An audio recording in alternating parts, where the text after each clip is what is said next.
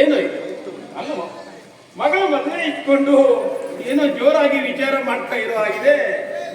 ಓಹೋ, ಒಬ್ಳೇ ಮಗಳು ಹೇಗೆ ಮದುವೆ ಮಾಡಿಕೊಡೋದು ಅಂತ ವಿಚಾರ ಮಾಡ್ತಾ ಇದ್ದಾನೆ. ರುದ್ರ ನೋಡು, ಹೆಣ್ಣು ತಂದೆ ಮನೆಯಲ್ಲಿ ಹುಟ್ಟಿ ಗಂಡನ ಮನೆಯನ್ನ ಸೇರ್ಬೇಕಾದದ್ದು ನಿಯಮ ಕಣು. ಅದರಲ್ಲಿ ಯಾಕೆ ವಿಚಾರ ಮಾಡ್ತೀಯಾ? ರುದ್ರಣ್ಣ, ಯಾಕೆ ರುದ್ರಣ್ಣ ಏನ್ ಯೋಚನೆ ಮಾಡ್ತಾ ಇದೀಯಾ?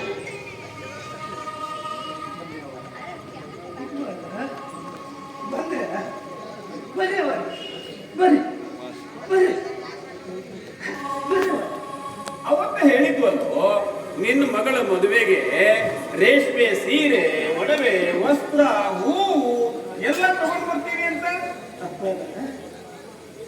ರೇಷ್ಮೆ ಸೀರೆ, ಹೂವು ಎಲ್ಲ ತಗೊಂಡ ಬಂದ್ರೆ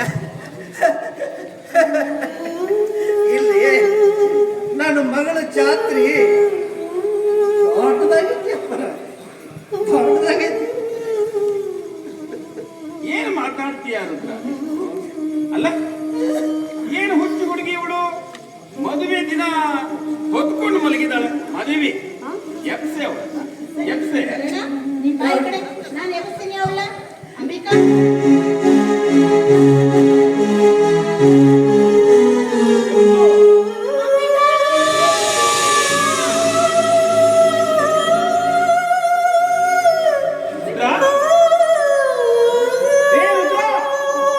ಏನಾಯ್ತು ಅಂಬಿಕಳಿಗೆ?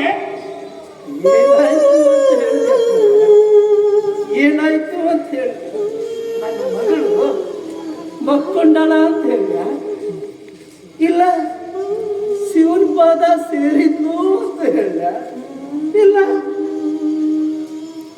ವಿಷ ಕುಡಿದು ಈ ಚೀಟಿ ಕೈಯಾಗಿ ಇಟ್ಕೊಂಡು ಸತ್ತ ಹೋದ್ಲು ಅಂತ ತಿಳಿಲ್ಲ.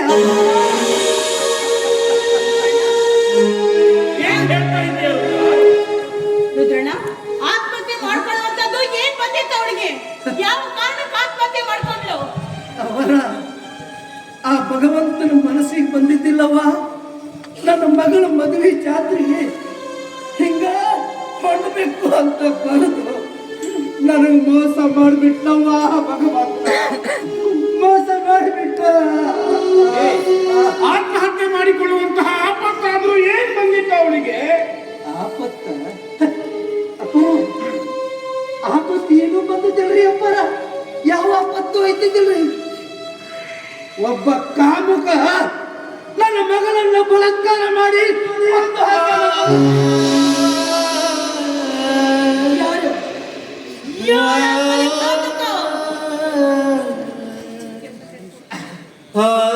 ಬ್ಯಾಡಿಯವರ ಅವನ ಹೆಸರು ಹೇಳೋದು ಬ್ಯಾಡಿಯವರ. ಹೆಸರು ಹೇಳಿದ್ರ ಬ್ಯಾಡಿಯವರ ಬ್ಯಾಡ.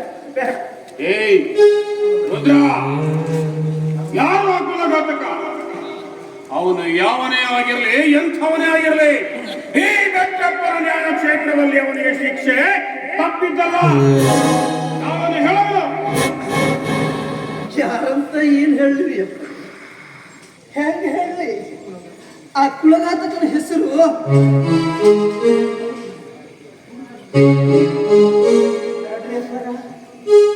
ನನ್ನ ಮಗಳು ಹುಟ್ಟೇ ಇಲ್ಲ ಅಂತ ತಿಳ್ಕೊತೀನಿ. ಹುಟ್ಟೇ ಇಲ್ಲ ಅಂತ ತಿಳ್ಕೊತೀನಿ. ರುದ್ರ, ಆ ಚೀಟಿ ಒಳಗೆ ಏನಿದೆ? ಏನು ಹೇಳ್ರಿ ಕೊಡ ಇಲ್ಲಿ.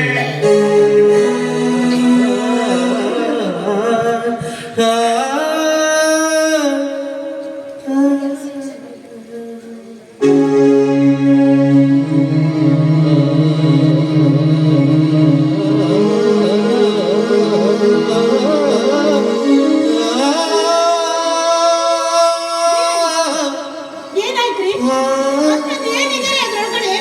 ಕೊಡ್ರಿ.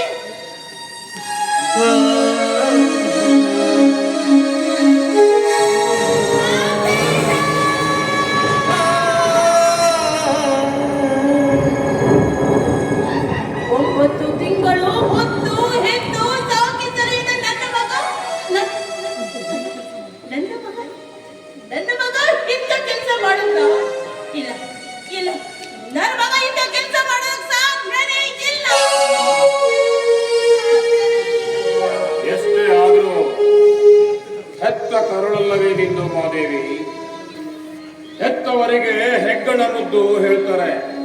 ಆದ್ರೆ ಇಷ್ಟೊಂದು ಮುದ್ದು ಮಾಡುವ ಮುಗ್ಧತನ, ಒಳ್ಳೆಯ ಮನುಷ್ಯತ್ವ ಇರುವವರಲ್ಲಿ ಒಳ್ಳೆಯದಲ್ಲ ಮಾದೇವಿ.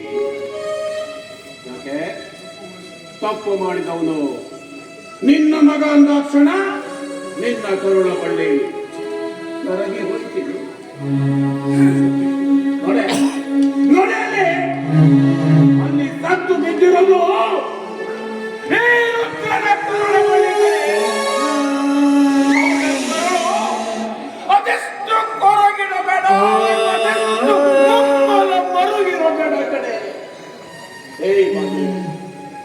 ಈ ಬೆಟ್ಟಪ್ಪನಿಗೆ ಮಕ್ಕಳಾಗಲಿ, ಈ ಬೆಟ್ಟಪ್ಪನ ಮನೆ ಬೆಳಗಲಿ ಅಂತ ಈ ರುದ್ರ ಹರಕೆ ಹೊರದೆ ಇರೋ ದೇವರಿಲ್ಲ ಆ ಕಡೆ. ನೋಡು, ಇಂತಹ ಕಟುಕ ಮಗ ನಿನ್ನ ಹೊಟ್ಟೆಯಲ್ಲಿ ಜನಿಸ್ದೆ ನೀನು ಅಂಜೆಯಾಗಿದ್ರೆ ವಾಸಿ ಇತ್ತು ಕಣೆ. ಜನ ನಿನ್ನ ಬಂಜೆ ಬಂಜೆ ಅಂತ ಕರೆದ್ರು ನಾನು ಸಹಿಸ್ಕೊಳ್ತಾ ಇದ್ದೆ. ಆದ್ರೆ ಇವತ್ತು ಈ ಬೆಟ್ಟ ಇಂತಹ ಕಟುಕ ಮಗ ಜನಿಸಿದಾನೆ ಅಂದ್ರೆ ಈ ಬೆಟ್ಟಪ್ಪ ಸತ್ತೋದ ಕಡೆ. ಈ ಬೆಟ್ಟಪ್ಪ ಜೀವಂತ ಶವವಾಗಿ ಬಿಟ್ಟ.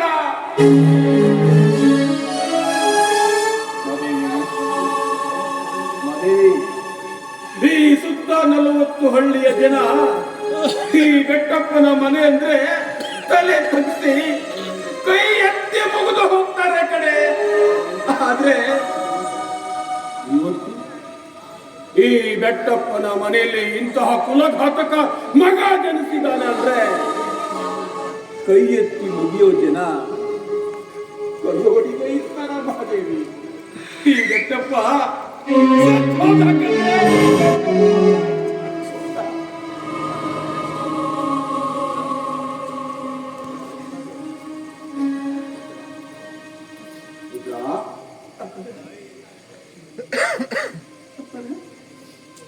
ನನಗೊಂದು ಮಾತು ನಡೆಸ್ಕೊಡ್ತೀಯಾರು?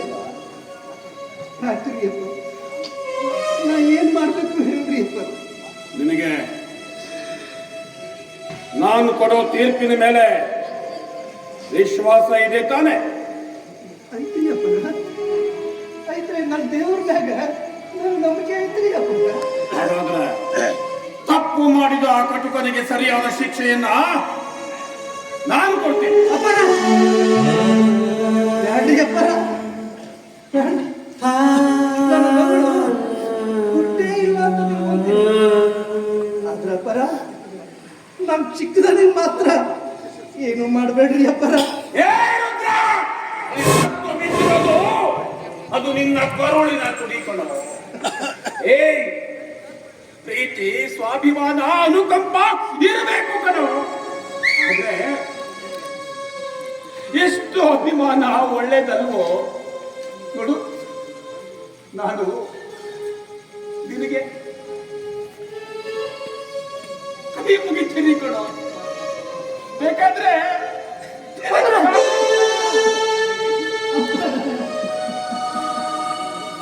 ನೋಡು, ನಂದು ಒಂದೇ ಒಂದು ಮಾತು ನಡೆಸ್ಕೊಡ್ತೀಯ? ಹೇಳ್ರಿ ಅಪ್ಪ. ನೀವು ಕೈಯಾಗಿ ತೋರಿಸ್ತೀರಲ್ಲ, ಅದನ್ನ ತಲೆ ಮೇಲೆ ಹೊತ್ಕೊಂಡು ಮಾಡ್ತೀನಿ. ಹೇಳ್ರಿ ಅಪ್ಪರ, ನಾ ಏನ್ ಮಾಡ್ಬೇಕು? ತಪ್ಪು ನಡೆದಿರೋದು ಈ ಬೆಟ್ಟಪ್ಪನ ಕರುಳ ಕೊಡಿಯಿಂದ ಅಂತ ಈ ಊರಿನ ಜನಕ್ಕೆ ಯಾರಿಗೂ ಗೊತ್ತಾಗಲ್ಲ. ಅಪ್ಪರ,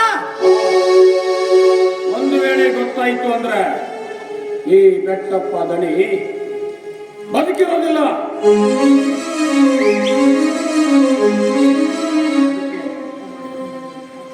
ತಪ್ಪು ಮಾಡಿದ ಆ ಕುಲಘಾತಕನಿಗೆ ಸರಿಯಾದ ಶಿಕ್ಷೆನ ನಾನು ಕೊಡ್ತೀನಿ. ದಯವಿಟ್ಟು ಆ ಕಾಗದನ ಹತ್ತಿಯಲ್ಲ. ಸತ್ಯ ನಮ್ಮಲ್ಲಿ ಉಳಿಯುತ್ತೆ, ಯಾರಿಗೂ ಗೊತ್ತಾಗೋದಿಲ್ಲ. ಆಯ್ತು.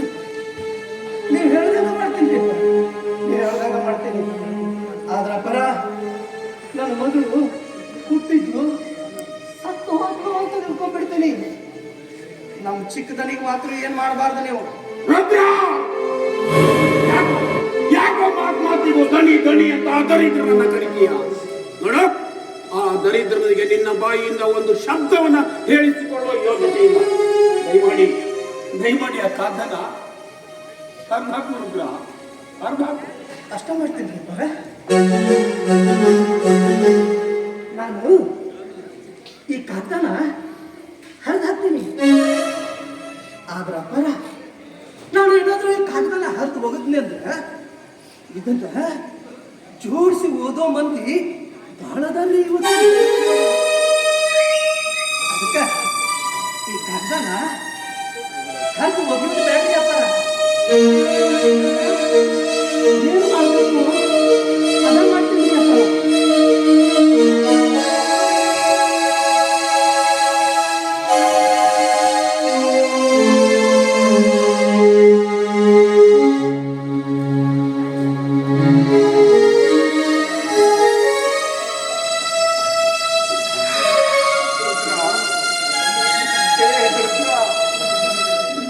ಈ ಬೆಟ್ಟಪ್ಪನ ಮೇಲೆ ನಿನಗೆ ಯಾಕೋ ಅಷ್ಟೊಂದು ಪ್ರೀತಿ? ನೀನ್ ಮಾಡಿದ ಈ ಕೆಲಸಕ್ಕೆ ನೀ ನನ್ನ ಮೈ ಚರ್ಮ ಸುಲಿದು ನಿನ್ನ ಕಾಲಿಗೆ ಜಪ್ತಿ ಹೊಡಿ ಹಾಕಿದ್ರು. ಅಪ್ಪರ, ಇಂಥ ಮಾತಾಡ್ಬೇಡ್ರಿ ಅಪ್ಪ, ಇಂಥ ಮಾತಾಡ್ಬೇಡ್ರಿ. ನೀವು ನನ್ನ ಪಾಲಿನ ದೇವರಿದ್ದಾಗ್ರಿ ಅಪ್ಪ. ದೇವರಿಗೆ ನಾನು ಏನು ಪಡೆದ್ರು ಕಡಿಮೆ ಅಪ್ಪ. ನಾನು ಅವನಿಗೆ ಸರಿಯಾದ ಶಿಕ್ಷಣ ಕೊಡ್ತೀನಿ, ಕೊಡ್ತೀನಿ. ನನಗೆ ದಯವಿಟ್ಟು ದಯವಿಟ್ಟು ನಿಮ್ಮೆಬ್ಬರಿಗೂ ಕೈ ಮುಗಿತೀನಿ. ಸ್ವಲ್ಪ ಸುಮ್ಮನೆ ಇದ್ದು ಬಿಡ್ತೀರಾ? ನನ್ನ ಮಗನ ವಿಚಾರದಲ್ಲಿ ಯಾವ ತಪ್ಪು ನಿರ್ಧಾರ ತಗೋಬೇಡಿ ಅಂದ್ರೆ ತಪ್ಪು ನಿರ್ಧಾರ ತಗೋಬೇಡಿ. ನೋಡಿ, ನನ್ನ ಮಗ ಮಾಡಿರೋ ತಪ್ಪಿಗೆ ಹಣ ಹೋಗ್ಲಿ, ಒಡವೆ ಹೋಗ್ಲಿ ಅಂತಷ್ಟೇ ಹೊರಟು ಬೇಕಾದ್ರೆ ಅವರನ್ನ ಈ ಊರಿಂದಲೇ ಎಲ್ಲಿಯಾದ್ರೂ ದೂರ ಕಳಿಸ್ಬಿಡೋಣ. ರುದ್ರಣ್ಣ, ನಿನಗೆ ತಂಗಿಯಾಗಿ ಅಕ್ಕನಾಗಿ ನಾನು ನಿನ್ನಲ್ಲಿ ಪುತ್ರ ಭಿಕ್ಷೆ ಬೇಡ್ತಾ ಇದ್ದೀನಿ ರುದ್ರಣ್ಣ. ಇಲ್ಲ ಅಂತ ಹೇಳ್ಬೇಡ ರುದ್ರಣ್ಣ, ಇಲ್ಲ.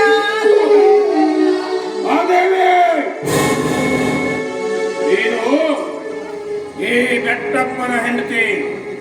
ಯಾವತ್ತಿದ್ರು ಸತ್ಯಕ್ಕೆ ಮಾತ್ರ ತಲೆಬಾಗೋದು, ನಿತ್ಯಕ್ಕಲ್ಲ. ಸೂರ್ಯ ತಾನು ಹುಟ್ಟು ದಿಕ್ಕನ್ನ ಬದಲಾಯಿಸಬಹುದು, ಚಲಿಸುವ ಭೂಮಿ ತನ್ನ ಚಲನೆನ ನಿಲ್ಲಿಸಬಹುದು. ನನಗೆ ಮಗನೇ ಹುಟ್ಟಿಲ್ಲ ಅನ್ಕೋತೀನಿ, ಆದ್ರೆ ಈ ಬೆಟ್ಟಪ್ಪ ಕೊಡೋ ತೀರ್ಪು ಯಾವತ್ತೂ ಬದಲಾಗಲ್ಲ. ನಾನೆಲ್ಲ ಮುಗಿಸಿಬಿಟ್ಟೇನೆ, ಮತ್ತೆ ಯಾಕೆ ಆ ವಿಷಯನ?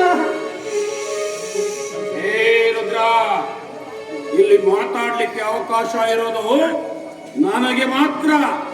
ನೀನೆಷ್ಟೇ ಇದ್ರು ಈ ಮನೆ ಆಳೋ, ನಾ ಹೇಳಿದಾಗೆ ಕೇಳಬೇಕು ಅಷ್ಟೇ.